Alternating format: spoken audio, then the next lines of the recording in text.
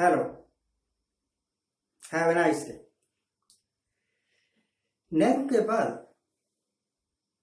पंडित जवाहरलाल नेहरू, इंदिरा गांधी और इंदिरा गांधी के बाद राजीव गांधी,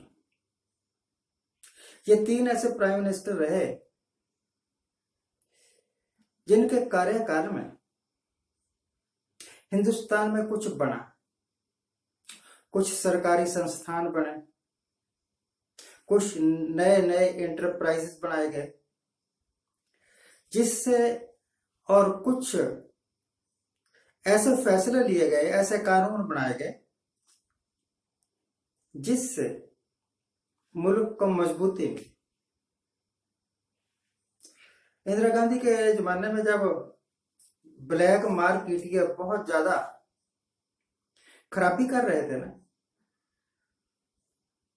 अचानक से पूरे देश में चीनी गायब हो जाना, गेहूं गायब हो जाना, फिर कीमतें बढ़नी, फिर अपनी मर्जी से इन्होंने चीजें बेचना।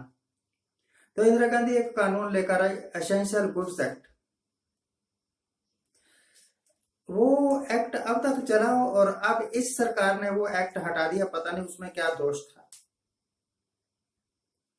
और देख लीजिए, जब से वो एक्ट हटा है, एसेंशियल गुड्स एक्ट, तब से महंगाई अनकंट्रोल्ड हो गई है।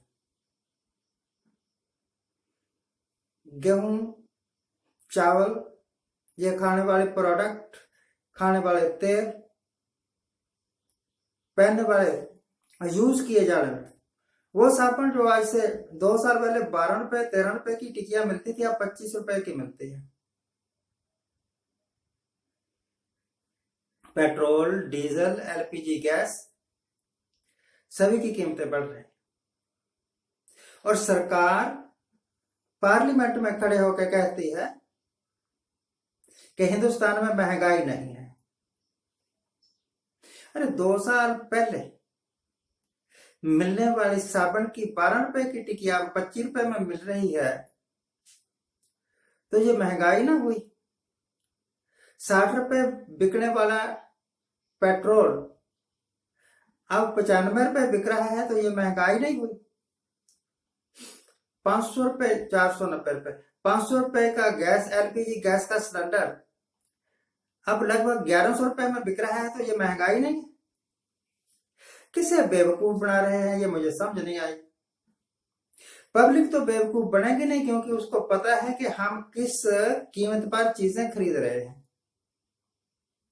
और फाइनेंस मिनिस्टर या प्राइम मिनिस्टर थैला उठा के बाजार में कभी जाते नहीं, तो इनको महंगाई का एहसास भी नहीं है भाई।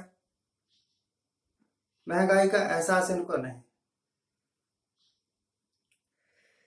जवाहरलाल नेहरू, इंदिरा गांधी, राजीव गांधी के अलावा जो दूसरे कई प्राइम मिनिस्टर हुए,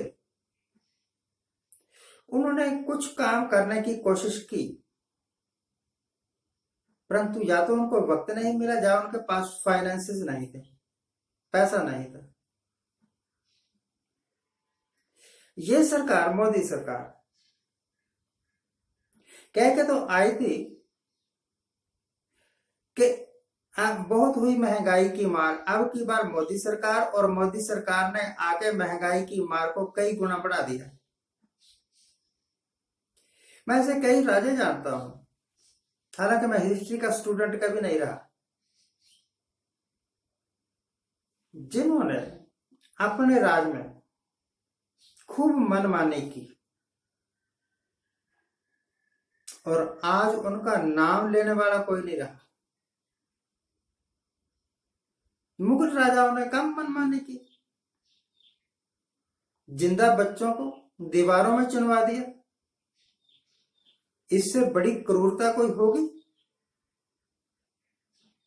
हो सकता है हो, जिसका मुझे पता ना हो। परंतु आज उन मुगल बादशाहों के कब्रों पर एक फूल रख के उनको याद करने वाला कोई नहीं। मुगल बादशाहों की औलादें सड़कों पर रेडियां लगाती हैं कोई फटीचर चप्पलें बेचता है, कोई सब्जी बेचता है, कोई छोले भटूरे बेचता है। तो जरूरी नहीं कि आज का बादशाह कल भी बादशाह ही रहे।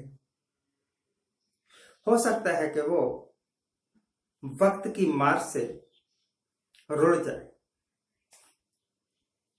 मुझे हमारे प्रोफेसर साहब की एक बात याद आ रही है। कहा करते थे तो वो फिलोसफी के प्रोफेसर ना, तो कहने लगे, भास्कर राव था उनका नाम, पक्के शराबी थे और थे तो बंगाली, परंतु कभी कभी उर्दू बोलते थे। कहने लगे कि वो तकदीर बदलता है, वो तदबीर बदलता है। हम अपनी स्कीमें लड़ाते रहते हैं कि हम ये कर देंगे, वो कर देंगे, इसको तदबीर कहते हैं, परंतु उसका फैसला कुछ और ही होता है। तकदीर बदलता है। एक तेली के घर में पैदा हुआ बच्चा, एक चाय बनाने वाले का बच्चा, अगर प्राइम मिनिस्टर बनता है तो उसकी तकदीर में नहीं लिखा हुआ था, भगवान ने बदल दी।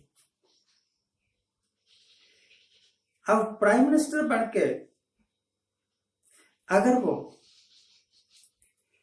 एक स्टूडेंट के प्रयोग की जाने वाली रबड़, इरेजर, स्टूडेंट के प्रयोग की जाने वाली पेंसिल, कॉपी, स्कूल बैग, इनके ऊपर भी टैक्स लगा देता है, तो यकीन मानिए कि वो खुद बहुत बड़ा अनपढ़ है। कहता रहे कि मेरे पास ये डिग्री है, वो डिग्री है, उसकी अनपढ़ता तो उसके कामों से दिखेगी ना। कॉपी पर कैसा टैक्स, रबड़ पर कैसा tax.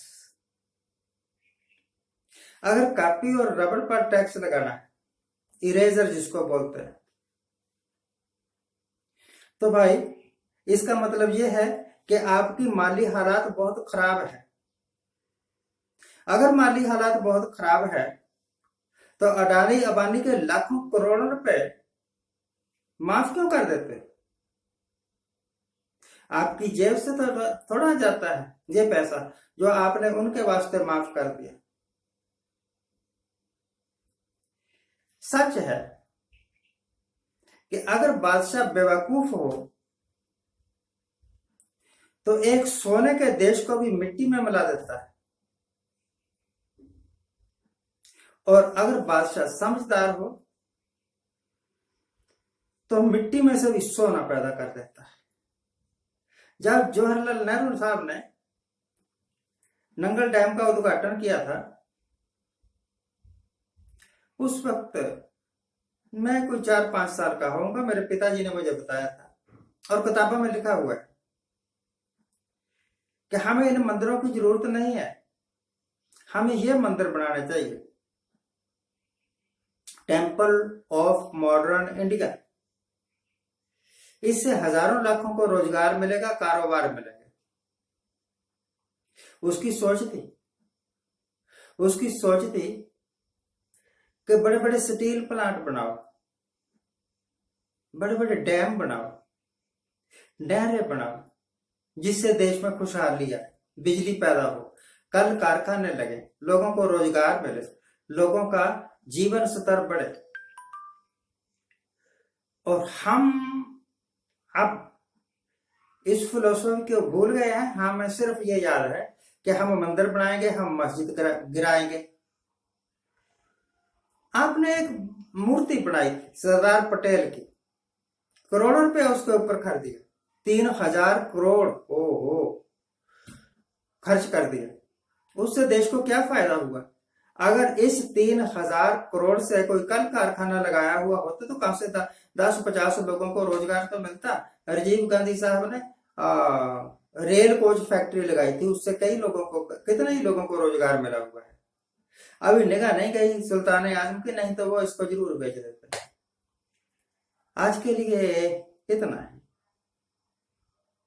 Thank you very much for watching.